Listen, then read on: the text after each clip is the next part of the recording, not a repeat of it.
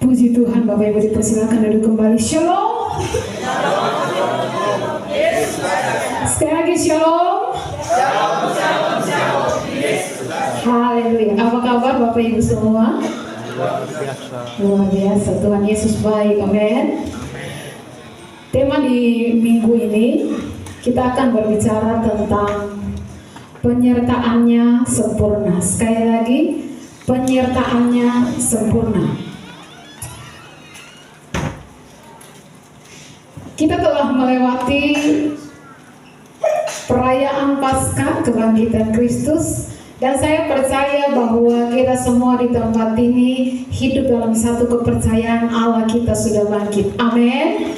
Allah kita sudah bangkit, ya. Allah kita sudah menang atas maut. Dia sudah mati bagi setiap dosa-dosa kita. Dia berkorban bagi setiap kita di tempat ini. Dan karena itu semua kita pastinya kita percaya Dia bangkit, Dia hidup. Karena Dia hidup, kita memiliki masa depan dalam Tuhan. Kalau Yesus tidak bangkit, sia-sia pemberitaan Tuhan. Paulus katakan kalau Yesus tidak bangkit, maka sia-sialah kami memberitakan kebenaran firman Tuhan. Tetapi kita percaya Allah sudah bangkit. Tetapi saya harap kita bukan hanya sebatas percaya Yesus sudah bangkit, Dia mati buat saya, ya, dan Dia bangkit bagi saya. Kita tidak hanya sebatas percaya, tapi kita harus, ya, ada action. Ya, tidak sebatas percaya, yes, aku percaya Yesus sudah bangkit, Dia mati buat aku, terus kita bikin apa? Kalau Yesus sudah mati dan bangkit buat kita, kita duduk santai-santai saja kan? Jangan hanya sebatas nyanyi di gereja, Allah bangkit, bersoraklah, hey! Kalau Allah sudah bangkit, kita kapan bangkit? Ya, kalau Allah sudah bangkit, kapan kita bangkit dari dosa-dosa kita? Allah sudah bangkit, amin Ibu Pendeta. Allah bangkit, hey, bersoraklah, amin. Allah sudah bangkit, kapan kita bangkitnya? Kapan kita mau berubah? Saudara, dunia terus berubah, tapi orang Kristen hanya terbuai. Oh, saya percaya Tuhan menyertai. Tuhan menyertai untuk apa? Ya, untuk kita jalan-jalan ke Tuhan menyertai kita, untuk kita duduk main game ke PS. Tuhan menyertai kita untuk apa? Untuk kita duduk bersantai ria kah? Tuhan menyertai kita untuk apa? Amin, untuk Tuhan menyertai, ya. Tapi Tuhan menyertai untuk apa? Jangan kita buat remeh penyertaan Tuhan. Tuhan sertai saya supaya saya tetap sehat-sehat, ya. Tuhan sertai saya supaya saya punya usaha bisa tetap lancar, ya. Yang satu jadi dua jadi empat. Tuhan sertai kita untuk apa? Kalau hanya untuk sebatas Tuhan sertai kita untuk hal-hal yang remeh di dunia ini, betapa remehnya kita menganggap penyertaan Tuhan. Ya, Tuhan menyertai kita bukan supaya kita hidup sesuka hati. Tuhan menyertai kita bukan untuk kita makan, tidur, bangun, kerja di tempat kerja lalu kemudian bisa dapat gaji. Yang penting terima gaji, saya pikir bagaimana jadi berkat di tempat kerja, cuma dia main HP, kerjakan pekerjaan. Kok bukan utusan kerajaan Allah? Allah menyertai kita itu untuk kita bangkit.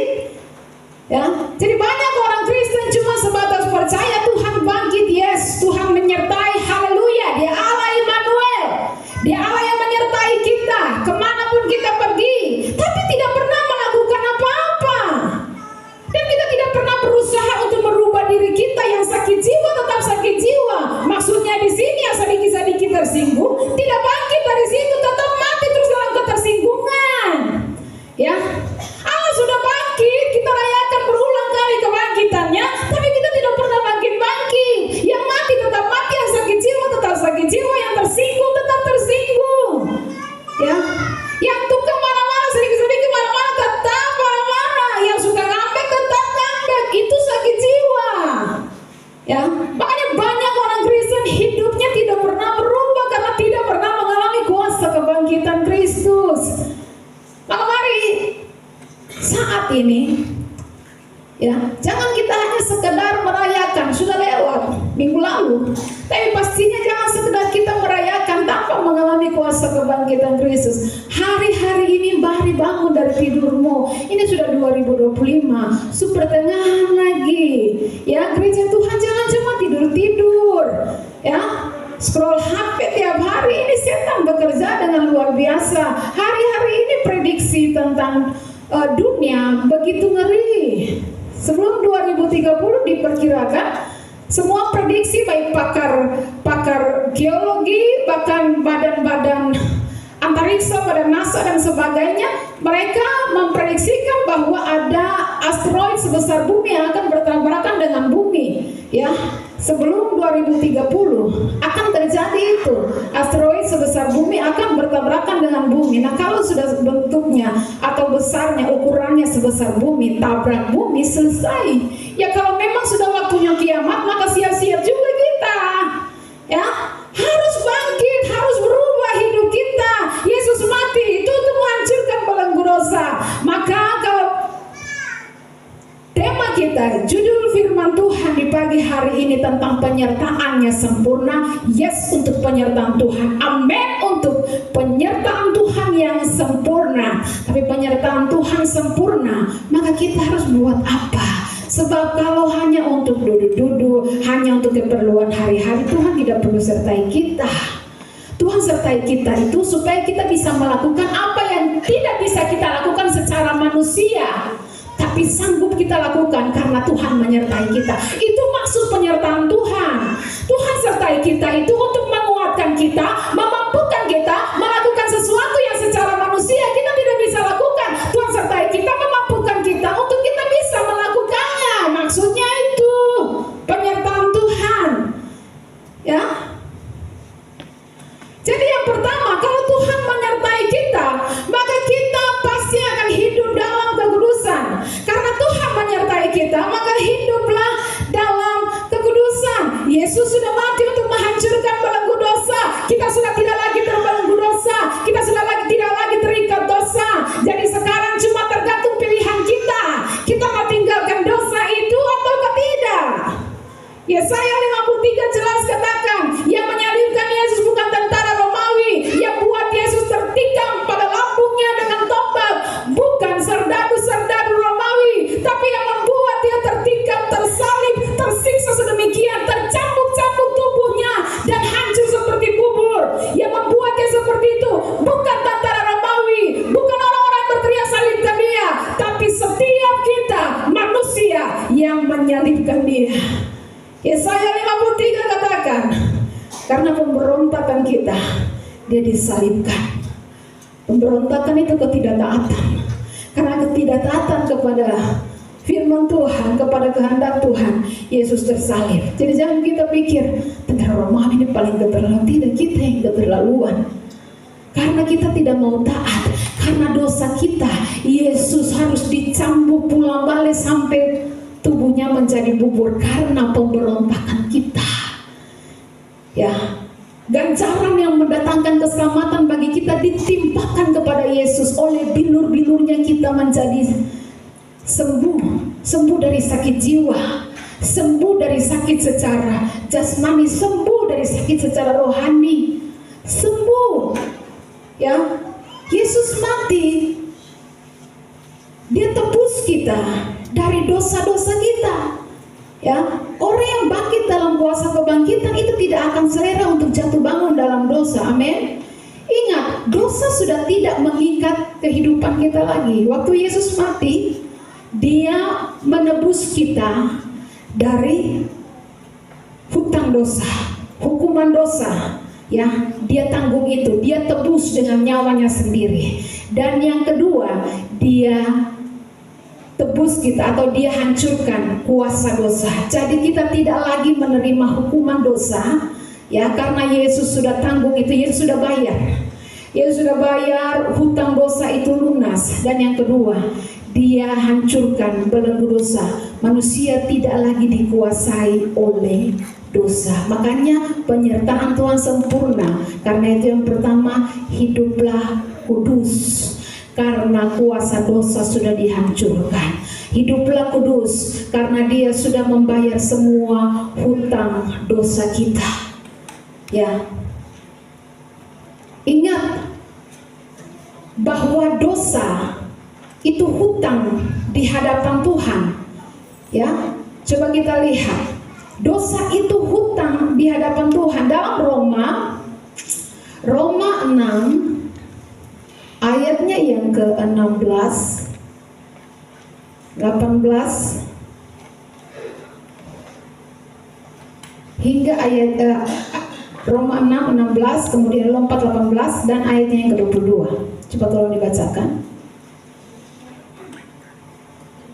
Tuhan, apakah kamu tidak tahu bahwa apabila kamu menyerahkan dirimu kepada seseorang sebagai hamba untuk mentaatinya, kamu adalah hamba orang itu yang harus kamu taati, baik dalam dosa yang memimpin kamu kepada kematian maupun dalam ketaatan yang memimpin kamu kepada kebenaran.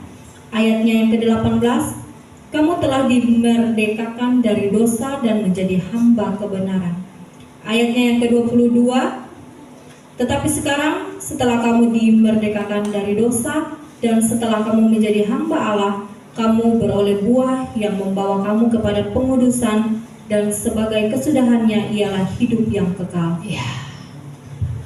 Buah atau hasil dari taat pada kebenaran, tunduk pada kebenaran adalah kekudusan hidup.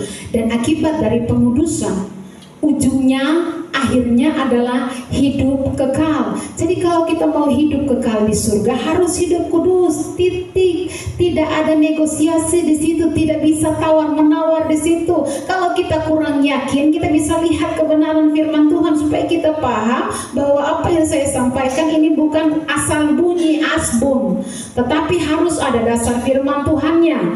Ya, Ibrani 12 ayat 14.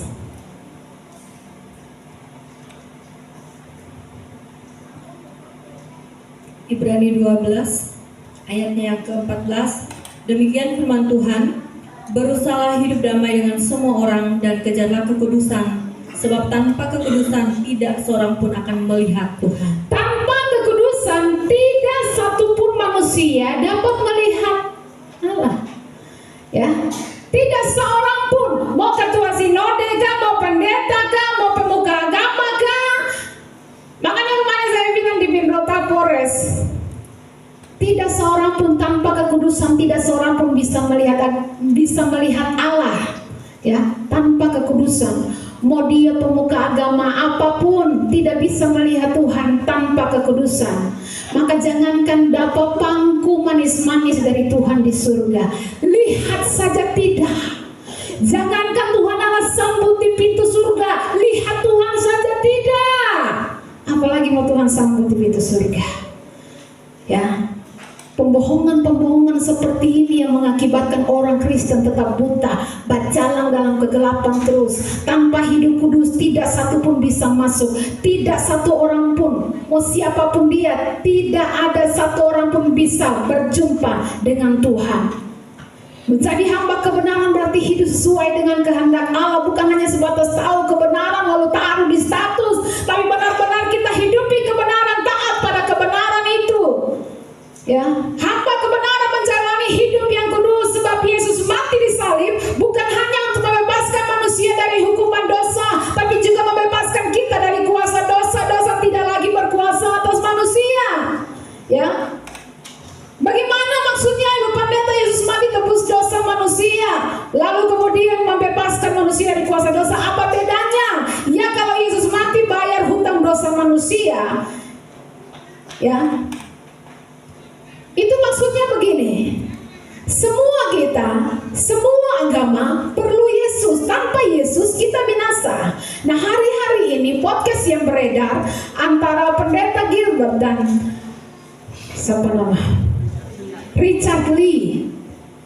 Ya, ini sungguh memprihatinkan sekali. Karena mau jaga perasaan atau supaya diundang lagi, mungkin saya tidak tahu ya.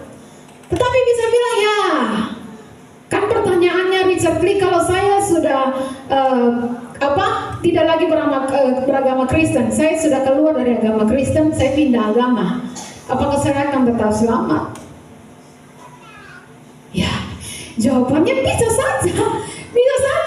Seorang Pendeta Gilbert Lumoindo menjawab bisa saja. Ya. Artinya tanpa percaya Yesus pun semua orang bisa masuk surga kan? Nah, ini hal yang sangat menyesatkan karena kita harus tahu bahwa semua agama perlu Yesus. Tanpa Yesus kita binasa. Dia tidak berani bilang itu. Mungkin takut tidak diundang lagi. Ya, kau tidak percaya Yesus, tidak tinggal dalam dia, masa baik apapun perbuatanmu, kau tetap binasa. Masa berapa banyak pun amalmu untuk bantu orang susah, kau tetap binasa. Di luar Tuhan kamu binasa. Sebab kita tidak selamat karena kita berhenti buat dosa. Kita tidak selamat karena kita sudah banyak bikin kebaikan dan amal. Tidak. Alkitab bilang keselamatan bukan hasil usaha kita, tapi pemberian Allah secara cuma-cuma. Kita selamat hanya karena Yesus sudah mati tebus dosa kita, bayar dosa kita. Dosa itu kan tadi saya bilang hutang. Dalam terjemahan Inggrisnya kalau kita baca doa Bapa kami, dan ampunilah kami akan dosa atau kesalahan kami. Kata dalam terjemahan Inggrisnya kata yang dipakai, forgive our debts. Ya, debt itu hutang. Makanya kalau penagih hutang disebut apa? Debt collector. Ya, jadi debt atau dosa itu hutang. Sekarang kalau misalnya Ibu Tres hutang kepada saya bulan pertama, Ibu Tres minta utang, Ibu Pendeta, beta bisa utang 200 juta, saya kasih. Bulan depan lagi Ibu Tres minta lagi, Ibu Pendeta bisa utang 500 juta kah? Saya kasih lagi. Bulan depan lagi Ibu Pendeta, beta utang lagi kah? 600 juta, saya kasih lagi. Total sudah berapa? 1,3 M. Tapi sudah 2 tahun lebih ini Ibu Tres tidak bayar-bayar. Ini perumpamaan bukan sesungguhnya ya. Ya, Ibu Tres tidak bayar-bayar. Lalu kemudian saya datang kepada Ibu Tres. Ibu, cepat dulu bayar, saya punya utang, saya mau pakai uang, saya lagi butuh. Lalu Ibu Tres bilang, Ibu Pendeta, maaf. Ibu Pendeta sih usah khawatir lagi. Mulai hari ini saya berjanji saya akan berhenti hutang. Saya mau tanya, beres? Masalah selesai? Berhenti utang itu soal kedua. Soal pertama apa? Bayar. Lu mau stop utang itu persoalan berikut. Persoalan utamanya adalah kau harus bayar utang itu dulu. Ya, kita tidak bisa selamat hanya karena kita berhenti buat dosa. Tidak, itu persoalan berikut setelah kita percaya kepada Yesus. Hanya di dalam Yesuslah keselamatan itu. Di luar Yesus kamu tidak bisa selamat. Mau bikin baik sebaik apapun di luar Yesus, kita katakan semua kesalahan manusia seperti kain kotor, pembalut kotor itu loh. Ya. Nah, ini yang harus dipahami dan harus diberitakan. Jangan karena mau diundang, mau dapat banyak uang, mau terkenal, kita takut untuk beritakan hal ini. Ya, di luar Yesus orang tidak bisa selamat. Keselamatan hanya dalam Dia. Jadi persoalan mau berhenti bikin dosa itu persoalan kedua. Persoalan pertama, bayar utang dulu. Dan siapa yang bisa bayar itu? Yesus Kristus Tuhan. Dia bayar kita lunas di kayu salib. Makanya Alkitab katakan dengan matinya di kayu salib Dia sudah memakukan surat utang dosa itu lunas. Dia bayar. Tidak ada lagi hukuman atas dosa. Makanya sekarang ini berhenti berutang, maksudnya berhenti bikin dosa. Kalau kita masih terus hidup dalam dosa, nanti kita akan bayar utang, bukan lagi Yesus yang bayar. Kita bayar pakai nyawa kita sendiri. Kalau Yesus tanggung dosa manusia dengan nyawanya, Dia begitu gemetar, Dia begitu ketakutan, hematohidrosis, mengalami ketakutan yang sangat ekstrim sehingga mengeluarkan pembuluh darah di balik kulit itu pecah dan akhirnya keluarlah darah, bukan keringat lagi, darah, karena ketakutan ekstrim menghadapi murka Bapa di surga. Dia tanggung dosa itu untuk bayar hutang dosa kita. Sudah lunas Dia bayar. Lalu kalau sudah lunas berhenti, sudah bikin dosa. Kalau kamu jatuh, bertobat lalu hidup dalam kebenaran. Jangan terus hidup dalam dosa, karena nanti kita akan bayar hutang itu di akhir nanti dengan nyawa kita sendiri. Stop hidup dalam dosa. Yesus sudah mati, bayar setiap hutang dosa kita lunas. Ya, setelah itu baru kita berhenti bikin dosa, dan yang berikut alias bertobat, dan lalu kita lakukan kebenaran, kita hidup dalam kebenaran. Ya, itu yang disebut hidup dalam keselamatan. Berhenti bikin dosa, lalu kemudian hiduplah dalam kebenaran. Jadi kita tidak selamat karena apa yang kita usahakan. Keselamatan yang kita terima hanya karena pekerjaan Kristus di kayu salib. Dan sekarang kita sudah diselamatkan, stop bikin dosa. Kita hidup dalam kebenaran bukan supaya selamat, hidup dalam kebenaran karena kita sudah selamat. Tapi kalau kita mau terus hidup dalam dosa, maka kita akan bayar utang itu dengan nyawa kita sendiri. Jadi kita tidak bisa bilang lagi, aduh beta sih bisa hidup, aduh sih bisa. Beta sih bisa bikin dosa. Semua beta bisa bikin, tapi yang namanya sabar, emosi, aduh beta sih bisa, beta susah. Beta pasti bikin, beta sih bisa sabar, sih bisa pasti emosi. Itu tanda kita masih terikat. Kematian Yesus bukan hanya membayar hutang dosa itu lunas, membebaskan kita dari hukuman dosa, tapi kematian Yesus membebaskan kita dari kuasa dosa. Belenggu-belenggu dosa yang mengikat kita sudah dihancurkan. Kita saat ini hidup dalam keadaan tidak lagi terikat dosa. Maka Yesus bilang, setiap orang yang mau mengikut aku, ia harus sangkal diri, pikul salib dan ikut aku. Jangan lagi hidup dalam dosa. Amin. Stop utang, stop dosa. Kalau kita terus berhutang, kita akan bayar dengan nyawa kita sendiri. Yesus mati supaya kita hidup dalam kekudusan. Amin. Maka hai orang-orang yang percaya akan penyertaan Tuhan, hiduplah dalam kekudusan. Susah itu pendeta, dia menyertai engkau, dia sertai kita supaya kita bisa hidup dalam kekudusan. Nah Bapak Ibu yang diberkati oleh Tuhan, Dia Immanuel, yang artinya Allah menyertai kita, Allah bersama-sama dengan kita. Ketika kita memahami Immanuel, ya jangan sampai kita menghina Tuhan. Contohnya bagaimana menghina Tuhan Immanuel itu. Tuhan, beta mau jalan ke Ambon, beta mau jalan kemana lah, ke Surabaya atau ke Jakarta, Tuhan sertai saya supaya saya tiba dengan selamat. Immanuel itu artinya Allah beserta dengan kita supaya hidup kita tetap hidup dalam kebenaran. Bukan supaya kita selamat jasmani saja, tapi supaya kita tetap hidup dalam kebenaran. Sepanjang perjalanan dari Soumlaki ke Ambon itu kita bisa jadi berkat.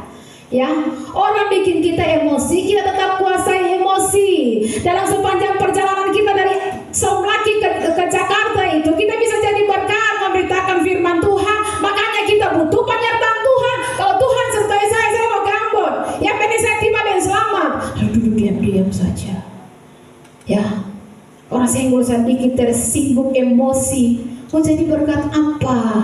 Tuhan sertai kita supaya kita hidup dalam kebenaran dan hidup jadi berkat. Artinya sepanjang jalan dimanapun kita berada, waktu kita berangkat dari Soumlaki sampai di Jakarta, kita jadi berkat sepanjang jalan itu karena Tuhan menyertai kita. Itu maksudnya penyertaan Tuhan.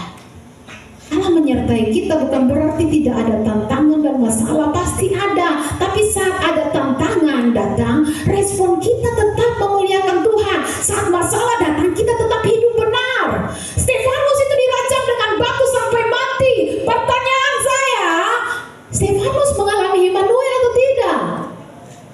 Mengalami, tapi kok dia dilempar? Karena harusnya kalau Tuhan menyertai, Tuhan tangkis semua batu-batu supaya dia tidak kena batu, tidak kesakitan. Kan seharusnya kalau Tuhan menyertai, Tuhan tahan semua hati orang-orang supaya mereka jangan lempar Stefanus dengan batu sampai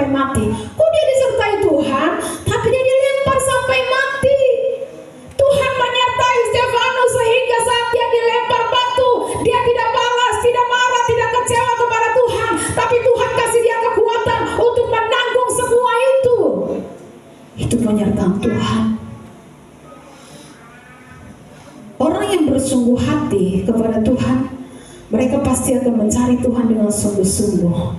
Ya, orang yang bersungguh hati kepada Tuhan adalah mereka yang sungguh-sungguh cari Tuhan. Karena buat mereka, kalau saya tidak cari Tuhan, saya tidak bisa hidup. Ya, Tuhan harus jadi nakoda hidup kita. Nakoda itu artinya kita tidak boleh jalan kalau dia tidak jalan. Kita tidak boleh jalan tanpa minta penyertaan Tuhan. Makanya mulai hari, jangan mulai deh HP. Mulai dengan Tuhan, duduk di bawah kaki Tuhan, berdoa, minta tuntunannya. Jangan sih berdoa, cuma duduk, Tuhan terima kasih saya sudah bangun, amin. Kemudian berjalan, nanti ada apa-apa, baru berdoa, Tuhan tolong dulu, kenapa begini? Ya, orang yang berdoa nanti setengah-tengah hari baru berdoa, dia tidak menjadikan Tuhan nakoda, dia jadikan Tuhan pangresehan. Nanti ada masalah dulu, baru berdoa. Tapi orang yang menjadikan Tuhan nakoda hidupnya, dia tidak akan memulai harinya tanpa Tuhan. Ya, kalau Tuhan menjadi yang utama dalam hidup kita, mari utamakan kehadirannya. Kita akan mengutamakan penyertaannya. Ya, tanpa Tuhan saya tidak bisa hidup. Kebanyakan orang Kristen lebih mengedepankan pemakaian Tuhan, kelihatan hebat, kelihatan dipakai Tuhan. Padahal apalah arti semua itu kalau kita ditolak Tuhan? Ya, apalah arti semua itu kalau nanti Tuhan bilang aku tidak kenal engkau, tidak ada hubungan dengan Tuhan. Pemalas berdoa. Buat saya penyertaan Tuhan itu paling penting. Kalau penyertaan Tuhan kita anggap penting, saya yakin kita akan memastikan hidup kita berkenan kepada Tuhan. Tanpa perkenanan Tuhan, tidak akan ada penyertaan Tuhan. Sekali lagi, tanpa Tuhan berkenan, Tuhan tidak akan menyertai. Ya, makanya firman Tuhan dalam doa puasa kemarin, ke-70 murid diutus. Mereka kembali dengan bilang, Tuhan, bahkan setan-setan pun tunduk kepada kami. Tuhan bilang, aku melihat setan jatuh seperti petir.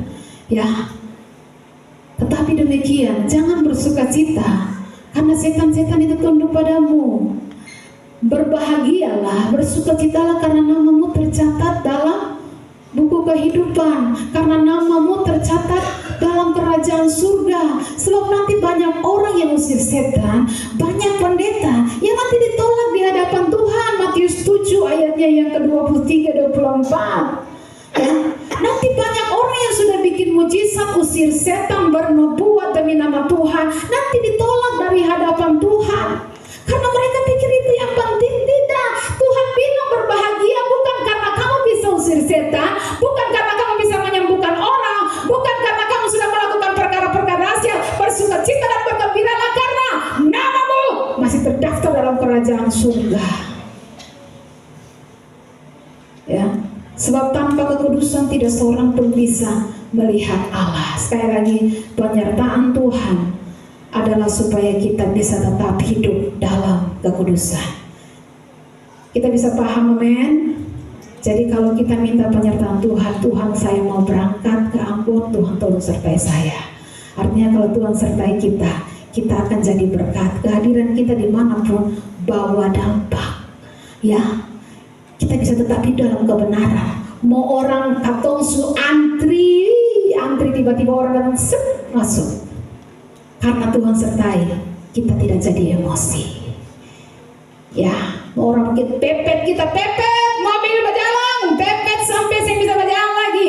Tetap hidup dalam kebenaran. Kenapa? Tuhan sertai.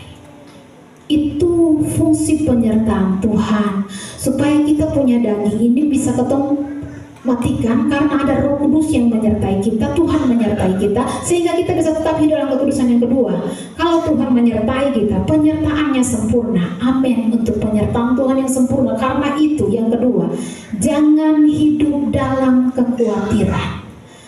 Ketika kita ikut Tuhan, pertanyaannya, oh Ibu Pendeta, kenapa kita ikut Tuhan banyak masalah? Yang tadi sebelum sungguh-sungguh ikut Tuhan, income pemasukan besar. Kenapa waktu sungguh-sungguh ikut Tuhan, income berkurang ya? Kok bisa ya kita ikut Tuhan bukan tambah kaya, malah tambah jadi miskin?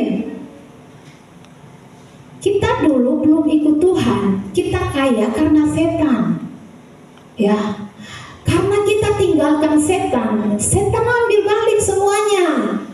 Ya, Kita bukan jadi miskin, tapi kita sedang dibersihkan oleh Tuhan supaya hati kita dimurnikan sama Tuhan. Sabar, tunggu waktu Tuhan. Sebenarnya yang Tuhan lagi cuci itu hati kita supaya hati ini bersih. Jangan ada cinta uang di sana, jangan andalkan harta di sana, jangan cari kekayaan dan perkara-perkara yang tidak berkenan kepada Allah sampai lupa untuk mencari Tuhan. Tuhan bersihkan hati kita. Ya.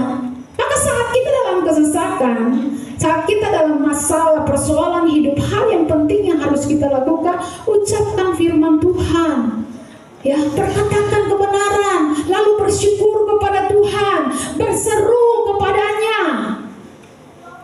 Ya, di dalam 1 Tesalonika dikatakan, bersukacitalah senantiasa, mengucap syukurlah dalam segala hal, tetaplah berdoa. Ya, Tuhan mengizinkan badai kehidupan dalam hidup kita. Kita terjepit tanpa pertolongan, tidak ada yang bisa tolong kita. Supaya tujuannya, supaya kita bisa berseru kepada Tuhan. Tuhan itu senang ketika Dia menjadi satu-satunya yang kita andalkan. Dia tidak senang ketika kita masih punya andalan yang lain. Oh, sabar. Saya udah masih banyak, tidak usah cari Tuhan lah, tidak usah terlalu sungguh-sungguh berdoa. Masih banyak yang bisa diandalkan, ada saldo, ada om, ya, ada yang pejabat dan sebagainya. Masih banyak yang bisa diandalkan. Tuhan senang ketika Tuhan jadi satu-satunya yang bisa kita andalkan. Sebenarnya intinya sederhana. Dengan semua permasalahan yang Tuhan izinkan terjadi, Tuhan ingin mendengar kita berseru kepada Dia. Tuhan mau, yang kedua, Tuhan mau kita belajar bersyukur, dan Tuhan akan mengerjakan mujizatnya dan menyatakan perbuatan yang ajaib dalam hidup kita. 1 Korintus 10 ayatnya yang ke-13.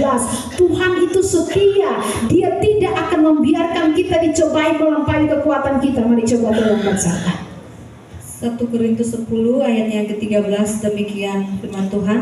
Pencobaan-pencobaan yang kamu alami ialah pencobaan-pencobaan biasa yang tidak melebihi kekuatan manusia. Sebab Allah setia, dan karena itu Ia tidak akan membiarkan kamu dicobai melampaui kekuatanmu.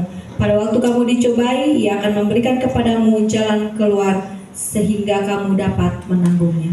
Dia Allah yang setia. Dia tidak akan membiarkan kita dicobai melampaui kekuatan kita. Tuhan pasti menyediakan jalan keluar supaya kita bisa menanggungnya. Tapi waktu Tuhan mengizinkan badai masalah kehidupan menerpa kita, sebenarnya yang Tuhan rindu itu kita. Yang Tuhan kangen itu kita. Tuhan ingin, Tuhan rindu kita balik sama Dia. Tuhan ingin kita berseru sama Dia. Tuhan ingin kita bersekutu dengan Dia. Semua yang Tuhan izinkan terjadi, cuma satu, Tuhan mau bawa kita untuk kita bergantung sungguh kepada Dia, untuk kita kembali bersekutu dengan Dia. Alkitab katakan, persembahkanlah syukur sebagai apa? Korban kepada Tuhan.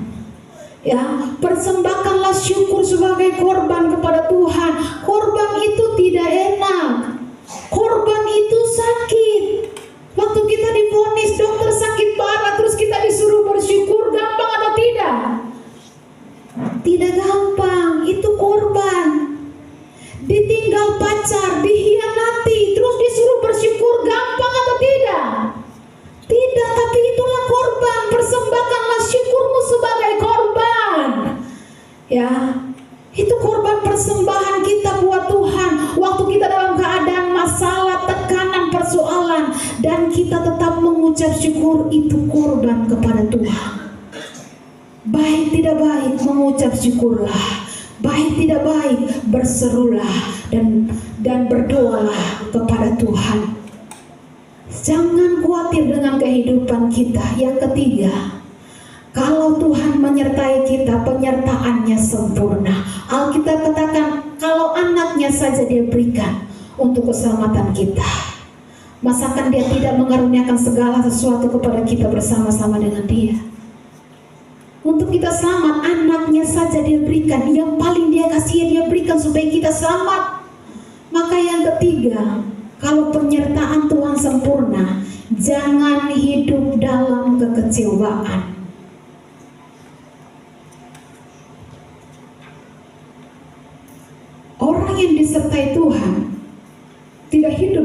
kekecewaan. Karena Tuhan yang menyertai, itu menguatkan kita.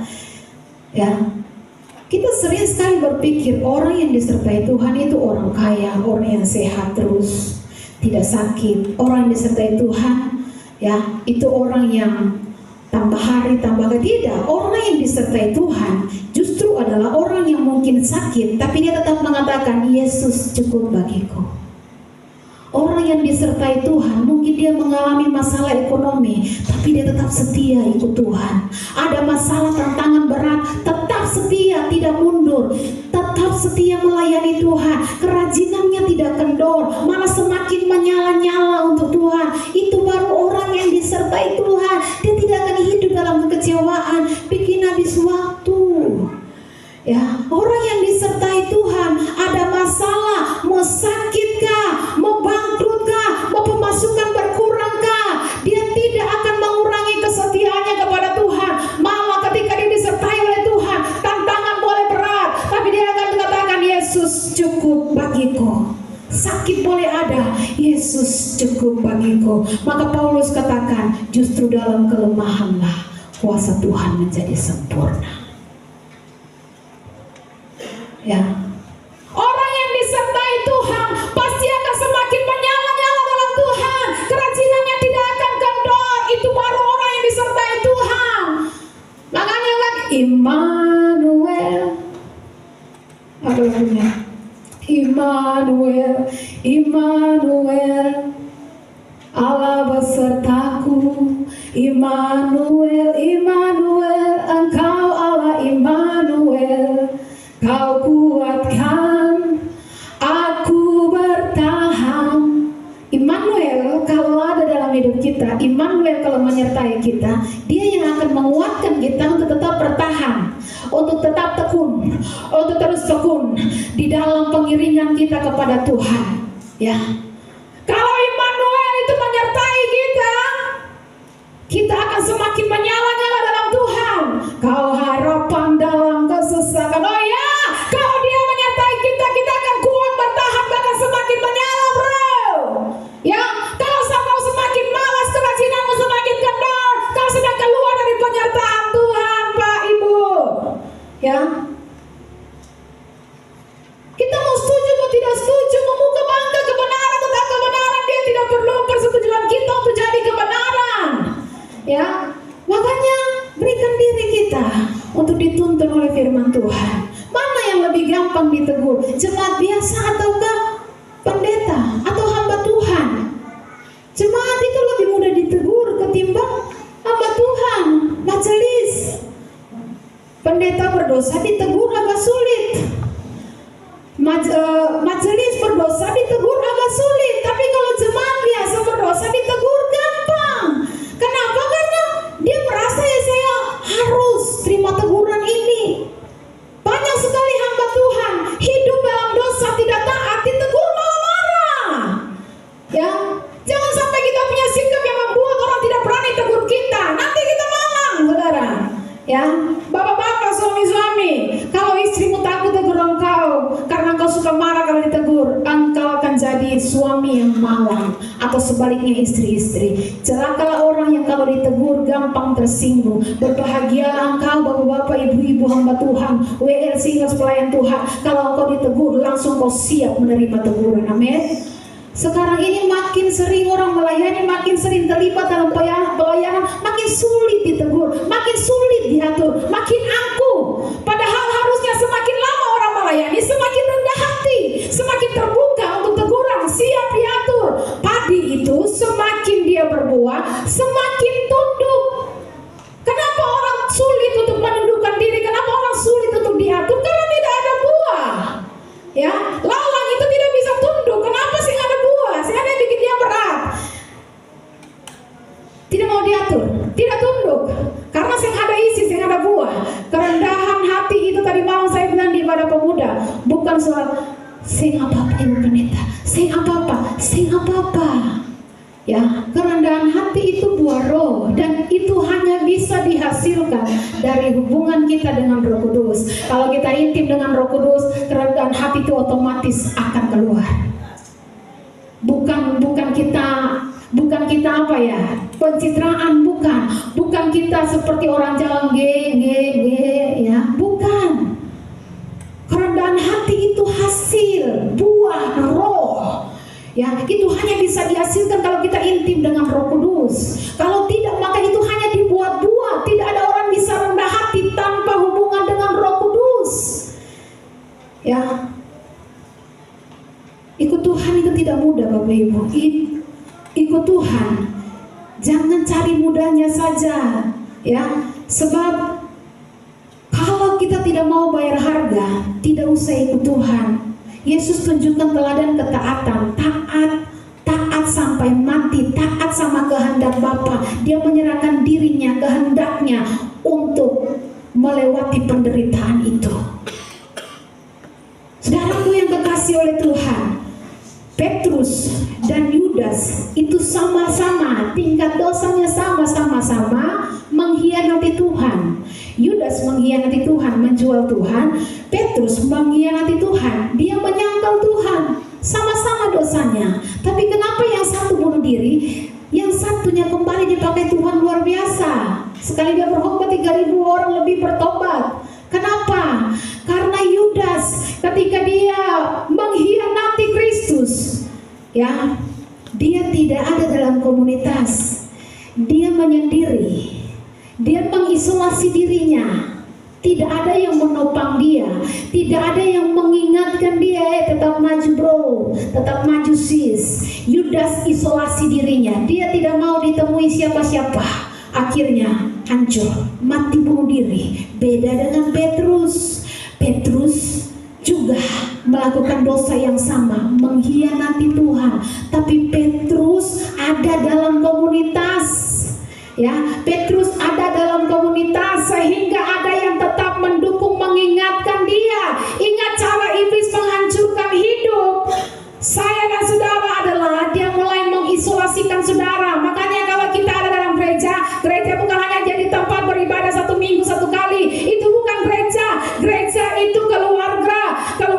Gereja itu hubungan. Kalau kita terisolasi, kita sasaran empuk buat setan. Meskipun Petrus lagi babak belur, dia tahu dia salah, tapi dia dikelilingi sama teman-teman, saudara-saudara yang menguatkan dia. Petrus itu depresi karena dia merasa dia mengecewakan tuannya. Saya pernah katakan di ibadah WBI, murid itu tidak ada yang sempurna, murid itu disempurnakan. Nah, untuk proses disempurnakan ini butuh kerendahan hati.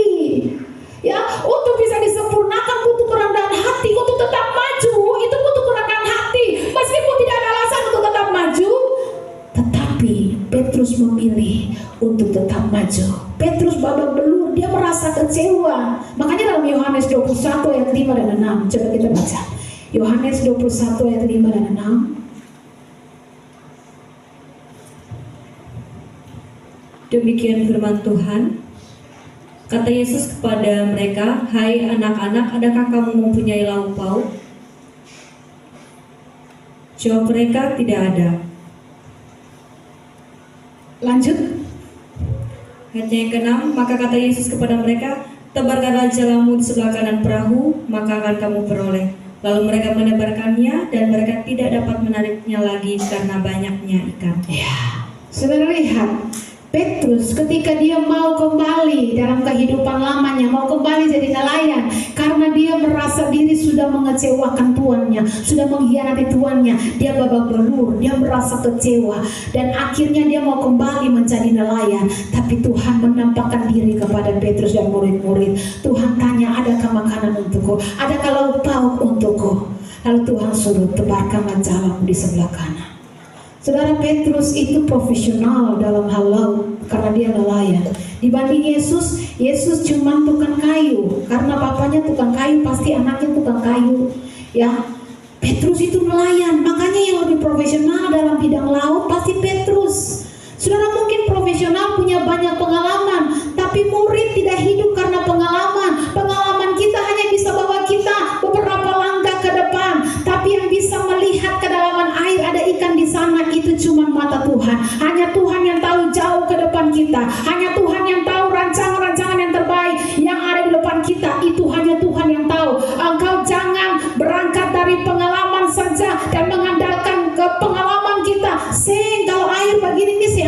ikan, Tuhan bilang, tebarkan calamu di sebelah kanan. Mereka menarik sejumlah besar ikan sampai tidak kuat tarik lagi, kata firman Tuhan. Jika kita mau berserah, bersedia dipimpin, mau respon dengan perkataan Tuhan, maka kita akan dibawa lebih jauh dari pengalaman-pengalaman kita. Amin. Ya, itu penyertaan Tuhan. Yang keempat, kalau Tuhan menyertai, selain kita jangan khawatir, jangan kecewa. Yang keempat, layani Tuhan. Orang yang disertai Tuhan pasti punya semangat. Orang yang disertai Tuhan pasti punya gairah. Orang yang disertai Tuhan pasti mau berkorban, mau partisipasi. Dia mau berkata, beta bisa bikin apa? Orang yang disertai Tuhan dia punya gairah. Kita bisa bantu apa? Bukan orang yang kata saya ketemu lari, pasti enggak. Ya, dia bisa bikin apa untuk Tuhan? Orang yang disertai oleh Tuhan pasti punya passion, ada gairah. Kita bisa bikin apa untuk bantu pekerjaan Tuhan? Kita bisa bikin apa? Firman yang merubah akan mengubah cara pandang kita.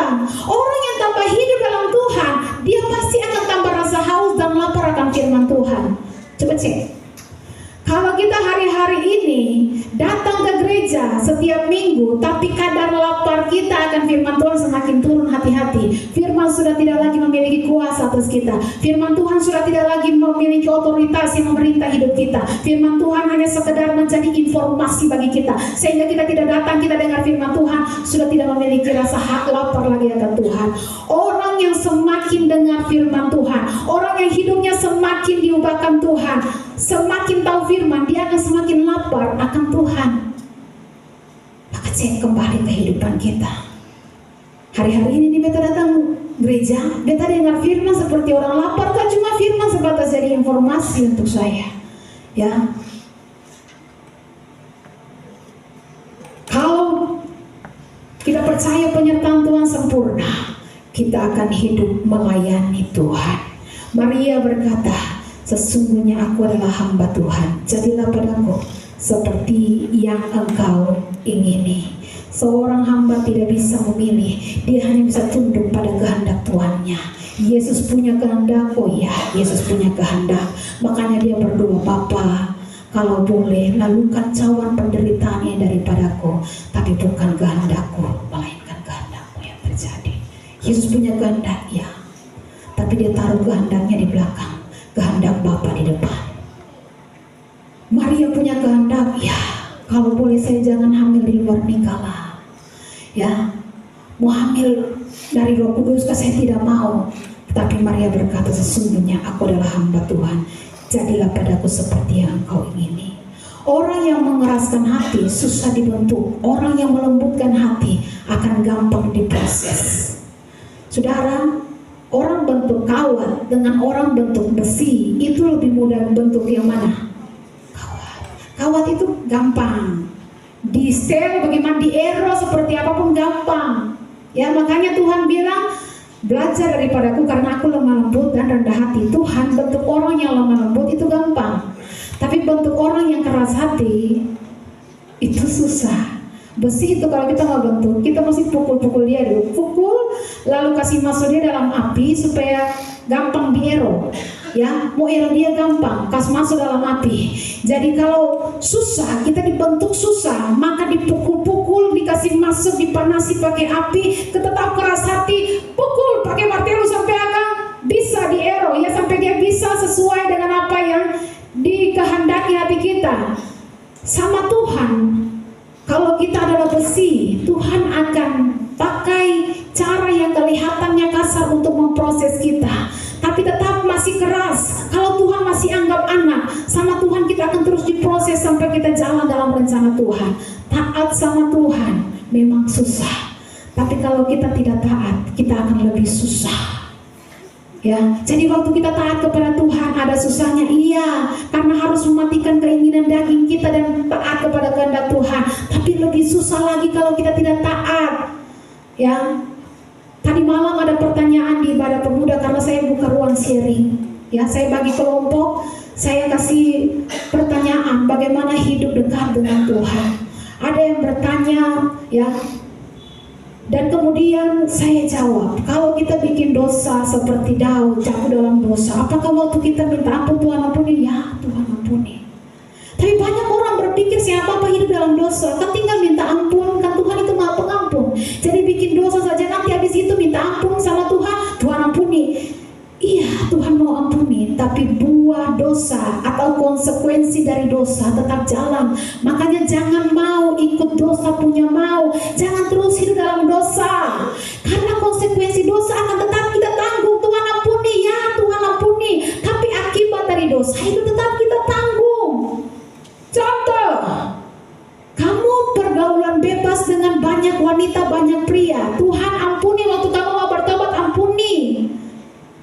Tapi engkau mungkin akan kena HIV AIDS karena pergaulan bebas.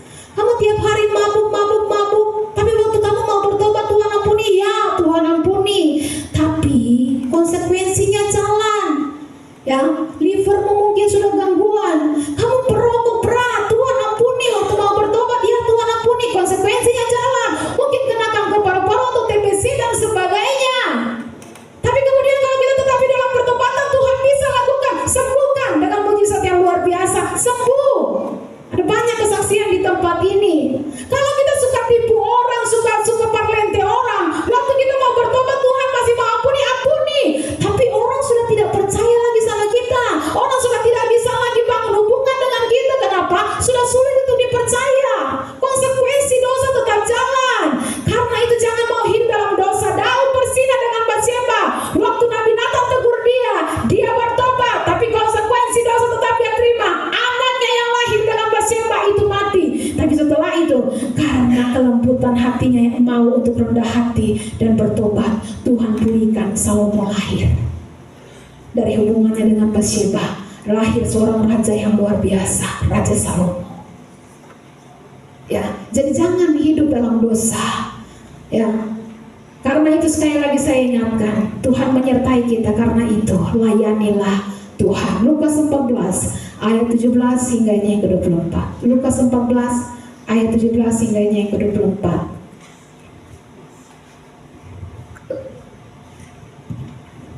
Demikian firman Tuhan. Menjelang perjamuan itu dimulai, ia menyuruh hambanya mengatakan kepada para undangan, marilah sebab segala sesuatu sudah siap. Ayatnya yang ke-18. Tetapi mereka bersama-sama meminta maaf. Yang pertama berkata kepadanya, aku telah membeli ladang dan aku harus pergi melihatnya. Aku minta dimaafkan. Ayatnya yang ke-19. Yang lain berkata, aku telah membeli 5 pasang lembu kebiri dan aku harus pergi mencobanya. Aku minta dimaafkan. Ayatnya yang ke-20. Yang lain lagi berkata, aku baru kawin dan karena itu aku tidak dapat datang. Ayatnya yang ke-21, maka kembalilah hamba itu dan menyampaikan semuanya itu kepada tuannya. Lalu murkalah tuan rumah itu. Dan berkata kepada hambanya, Ya. pergilah dengan segera ke segala jalan dan lorong kota dan bawalah kemari orang-orang miskin dan orang-orang yang cacat dan orang-orang buta dan orang-orang lumpuh. Selanjutnya, Ayat yang ke-22, kemudian hamba itu melaporkan, Tuan, apa yang Tuan perintahkan itu sudah dilaksanakan, tetapi sekalipun demikian masih ada tempat. Ayat yang ke-23, lalu kata Tuan itu kepada hambanya, pergilah ke semua jalan dan lintasan, dan paksalah orang-orang yang ada di situ masuk, karena rumahku harus penuh. ayat selanjutnya, Ayat yang ke-24, sebab aku berkata kepadamu, tidak ada seorang pun dari orang-orang yang telah diundang itu akan menikmati jamuanku. saudara garis bawahi ini, tidak ada seorang pun dari orang-orang yang telah diundang itu akan menikmati jamuanku. Pastikan bahwa kehidupan kita tetap melayani Tuhan. Alkitab ingatkan, jangan kendor kerajinan kita. Layanilah Tuhan, biarlah rohmu menyala-nyala. Sebab nanti akan banyak orang yang akan ditolak oleh Tuhan. Tuhan katakan, pergi ke semua jalan lintasan, paksa semua orang masuk. Sebab aku berkata kepadamu, tidak ada seorang pun dari orang-orang yang telah diundang itu akan menikmati jamuanku. So, pergunakanlah waktu yang ada. Kemarin saya ingatkan satu pelayan, pergunakan waktu yang ada, karena hari-hari ini jahat. Kalau kau tidak bisa atur waktu, ya, kau akan ditegur oleh Tuhan. Sebab Alkitab Yeremia katakan, terkutuklah orang yang lalai dalam melaksanakan pekerjaan Tuhan. Pekerjaan Tuhan terbengkalai cuma karena kita tidak bisa atur waktu dengan baik. Kita bilang tidak ada waktu, padahal kita bisa duduk cerita bisa, tapi untuk lakukan tanggung jawab kita tidak bisa. Hati-hati, kita katakan dua hal yang Tuhan tidak suka. Terkutuklah orang yang lalai dalam melaksanakan pekerjaan Tuhan, dan terkutuklah orang yang menghambat padam Tuhan. Bahwa firman Tuhan kita lo keras-keras. Terkutuklah orang yang lalai dalam melaksanakan pekerjaan Tuhan, dan orang yang menghambat pedang Tuhan untuk keluar. Ya. Nah, karena itu Bapak Ibu yang diberkati oleh Tuhan, Tuhan menyertai kita untuk kita tetap setia. Roh kita harus tetap menyala-nyala untuk melayani Tuhan. Ada amin. Haleluya. Terakhir, penyertaan Tuhan bagi setiap kita adalah untuk kita memberitakan Injil. Dalam amanat agung Tuhan, Tuhan perintahkan, pergilah jadikanlah semua bangsa muridku, dan ketahuilah aku menyertai engkau sampai kesudahan alam. Artinya penyertaan Tuhan hanya bagi orang-orang yang mau memberitakan kebenaran firman Tuhan. Beritakan Injil itu bukan hanya tugas pendeta, saudara. Pemberitaan Injil adalah keharusan bagi setiap orang yang mengaku mengasihi Tuhan. Sebab Kristus berkata, jika engkau mengasihi, engkau akan melakukan perintah-perintahku. Yohanes 14 ayat 21. Yohanes 14 ayat 21. Yohanes 14 ayat yang ke-21. Demikian firman Tuhan, barang siapa memegang perintahku dan melakukannya, dialah yang mengasihi aku. Dan barang siapa mengasihi aku, ia akan dikasihi oleh Bapakku, dan aku pun akan mengasihi dia, dan akan menyatakan diriku kepadanya. Siapa yang mengasihi aku, dia akan memegang perintah-perintahku dan melakukannya. 1 Yohanes 5 ayat 2 dan 3. Inilah tandanya bahwa kita mengasihi anak-anak Allah, yaitu apabila kita mengasihi Allah serta melakukan perintah-perintahnya. Sebab inilah kasih kepada Allah, yaitu bahwa kita menuruti perintah-perintahnya, dan perintah-perintahnya itu tidak berat. Tanda orang mengasihi Tuhan adalah mau melakukan perintah-perintahnya. Maka waktu kita katakan, ku tetap cinta, ku tetap cinta, tanda kita cinta Tuhan, kita akan melakukan perintah-perintahnya. Perintah Kristus yang agung yang mulia adalah amanat agung Kristus. Pergi, jadikanlah semua bangsa muridku, dan baptislah mereka dalam nama Bapa, Anak, dan Roh Kudus. Sekarang kalau kita sudah tahu dan mengerti kebenaran, pikirkan, kalau nanti kita berdiri di depan tahta penghakiman Kristus, Kristus akan bertanya, sudah engkau perbuat apa bagiku, bagi kemuliaanku? Engkau sudah bikin apa bagi kemuliaanku? Apa yang sedang engkau lakukan untuk membalas anugerah yang telah kuberikan kepadamu? Apa yang akan kita jawab? Kalau engkau dan saya terlalu sibuk mencari dunia ini, apakah itu dapat menolong kita? Apakah itu dapat membantu kita, meluputkan kita dari hari penghakiman Tuhan yang mulia itu? Maka renungkanlah sebagaimana Paulus telah merenung. Penginjilan adalah kewajiban bagiku, karena kasih yang kumiliki kepada Tuhan menuntut aku memberitakan Kristus yang adalah sumber hidup itu, agar semua orang yang mati bisa beroleh hidup. Amin. Penyertaan Tuhan atas orang yang memberitakan Injil itu sampai kesudahan alam. Saudara, ada satu podcast saya lihat. Mereka bertanya kepada Deddy Corbuzier. Dia bertanya, kalau orang hina Muhammad, habis orang itu, habis. Ya, dia bisa dicari sampai ditangkap, bahkan dibunuh. Tapi kalau orang menghina Yesus, tidak apa-apa. Tidak apa-apa. Bahkan di Amerika Yesus jadi bahan lelucon. Ya, jadi orang bicara negatif menghina Tuhan Yesus kita, lalu kalau kita mau mengamuk, itu bukan cara yang baik mengungkapkan iman kita, karena kekristenan tidak membela Kristus, tapi Kristus yang membela kita. Ya, Kristus yang membela kita.